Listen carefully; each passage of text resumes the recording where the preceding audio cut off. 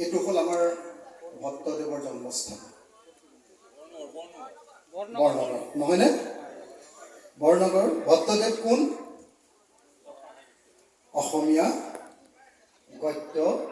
সাহিত্যৰ জনক নহয়নে যি বৰনগৰ সৰ্বগৰ অন্তৰ্গত বৰনগৰ যি বৰনগৰত আমাৰ ভট্টদেৱ জন্ম হৈছিল সেই বৰনগৰক জোকাই ল'বলৈ সাহস কৰা মানুহজন নিশ্চয় অসমৰ ঐতিহ্যৰ লগত শিপা নথকা মানুহেই হ'ব লাগে হয়নে অসমৰ ইতিহাস নজনা মানুহ হ'ব লাগে হয়নে নহয়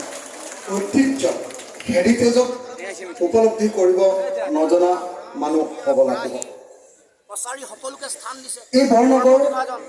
যি কোচ ৰজা ৰঘু ৰায়ৰ কিছুদিনৰ ৰাজধানী আছে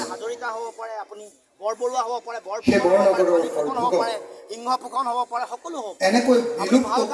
মুছলমান হয় নে আপুনি চুতীয়া হয় নে আপুনি বৰাহী ৰাজনৈতিক মানচিত্ৰৰ পৰা নাইকিয়া কৰি দিবলৈ সাহস কৰাটো